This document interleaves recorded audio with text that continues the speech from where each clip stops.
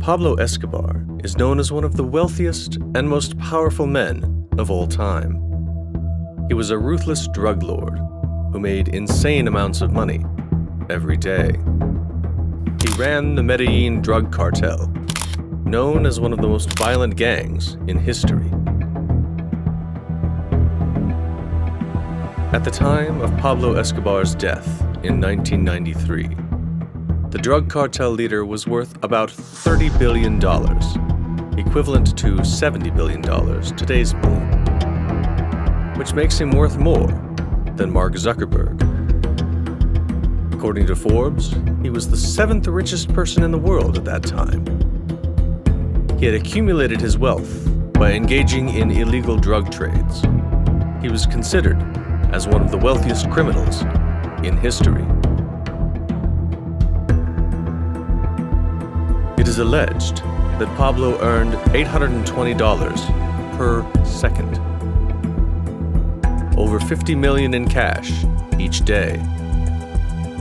His cartel, the Medellin drug cartel, was extremely powerful, and at its peak, it supplied about 80% of the illegal substances in America.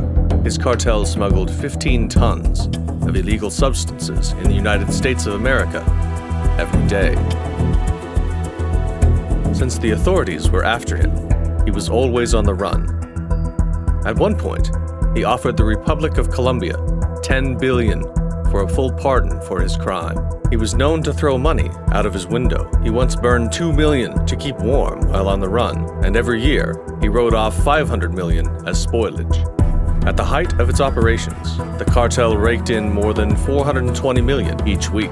He made so much money that he spent about $2,500 weekly on rubber bands.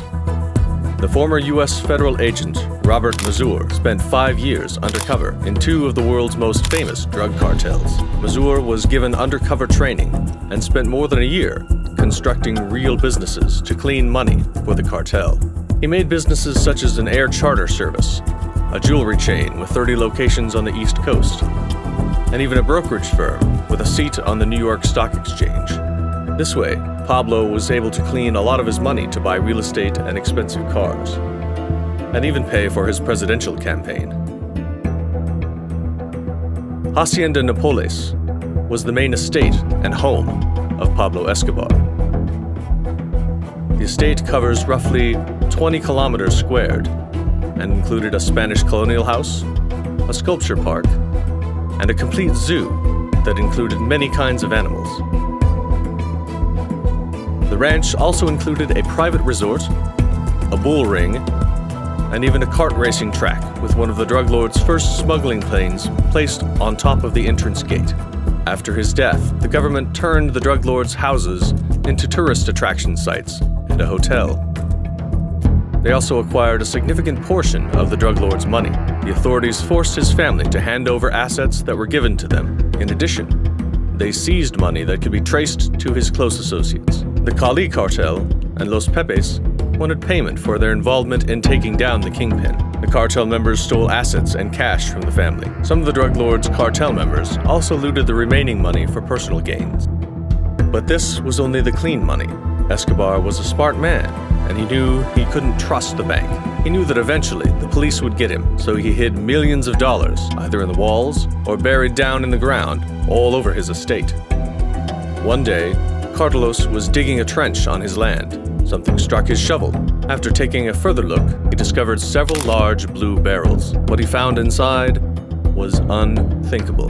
The containers were filled to the brim in cold hard cash, totaling $600 million. The small farmer didn't have the nerves to hide all that money from the police, so he turned the money in. You would probably guess that he gets to keep some of that cash, maybe $1 million for finding it, but he only got 3,000 USD. In Medellin, a year later, $26 million and 150 kilos of gold were also dug up in Colombia.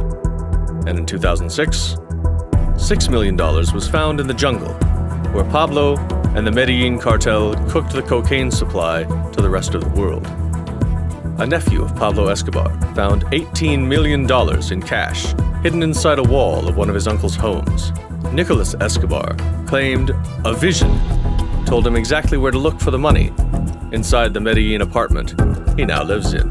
Escobar, Gaviria, and their associates Leder, Ochoa brothers, and Gacha never had imagined before how much US dollars would pour in when they started trafficking Snow White across the ocean. The sheer quantity of currency bills was so overwhelming that, according to George Jung, cash became more of a problem than a profit. The money management part was so tedious that it began to suck all of the fun out of the entire operation. These traffickers, including Escobar, tried to convert dollars into pesos with willing Colombian banks. But there was only so much currency conversion they could offer. So, as stated earlier, Escobar began to stuff his houses with cash, but when they too had no space left, he had to look elsewhere, beyond Colombia. As the currency flooding in was dollars, Escobar decided to send it back to US banks. These banks had rooms set up with counting machines, and even employees from the bank in special rooms, reserved for Escobar and his allies. But these sorts of transactions were calling for US authorities' attention. According to observers, Escobar's men were smuggling cash out and then dumping it into non-interest-bearing checking accounts, $250 million or more annually. When US banks became too hot in the mid-'80s, Escobar began to fly his money to offshore banking havens such as the Bahamas, Aruba, and the Caymans, and the British Virgin Islands. Pablo Escobar bought a Learjet specifically for flying his cash, though there has been more regulation in modern times. This method is still quite popular among drug traffickers. However, Escobar and Gaviria's personal preference was trade-based money laundering, a technique they developed like an art form.